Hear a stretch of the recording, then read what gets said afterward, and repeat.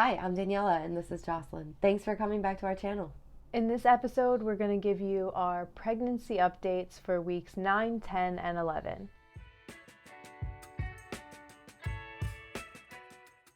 Unfortunately, we were down for the count during those weeks, so we weren't able to give you the weekly update little by little, so we're just going to pack it all into one. In weeks 9, 10, and 11, the baby goes from being an embryo to a fetus, which means it's looking a little more human. Even though it's too early to feel the babies move in weeks 9, 10, and 11, you can start to hear heartbeats on the ultrasound. At 10 weeks, your baby's rapidly growing, and that's probably the leading cause to morning sickness for most women. And at 11 weeks, the baby's hair follicles and fingernails start to grow. As for Mama, how have you been feeling? I'd say weeks 10 and 11 have been rough. End of week 9 and start of week 10, that's when I got COVID. Being sick with COVID, there was some considerations we had to take to make sure that the babies were safe. So I had to really heavily monitor my temperature and make sure that it didn't rise above a specific temperature. I think 102 and up is where they're considering dangerous. And so I was using like towels and rags to keep my temperature down. I thought the doctor said 100.8. Well, he told me to go get extra medical attention at 100.8, but like the OBGYN said like 102 is where it's bad. So we're just monitoring that very closely for several days. I think like the first 3 to 5 days I had a fever. And then it was just like a lot of coughing and congestion. And then week 10 came.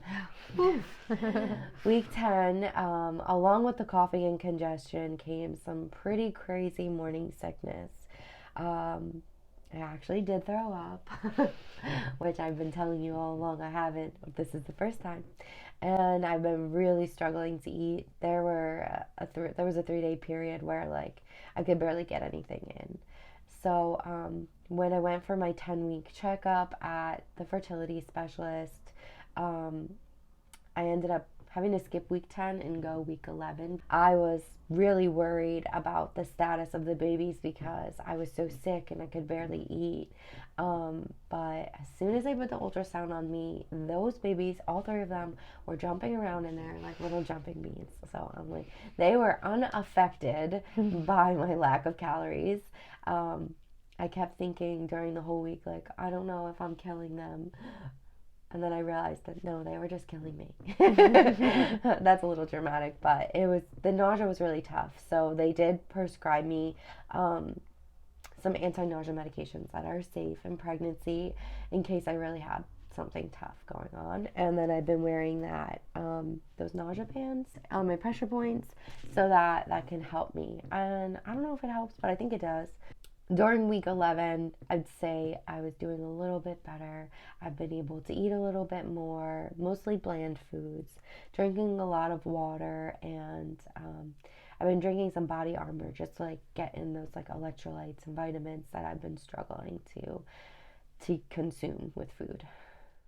All in all, we're still in our pregnancy bliss, morning sickness and COVID and everything. We're just working really hard to get healthy and start feeling good again so I can get my pregnant sparkle back. Yeah, for sure. Finally feel like we're in the upward mend, which is great. Yeah, so being that there's 3 babies and I'm around 11 weeks, I'm actually showing a little bit. I wouldn't say that like in most shirts you can't really tell, but in my yoga pants and stuff, you can see a pronounced little bump. Unfortunately, I was losing weight. Even with that weight loss, you can see that my belly's more rounded instead of just like a stomach. So that is our Lesbi-Honest pregnancy update for weeks 9, 10, and 11. Stay tuned next week where we'll talk about week 12. See you soon.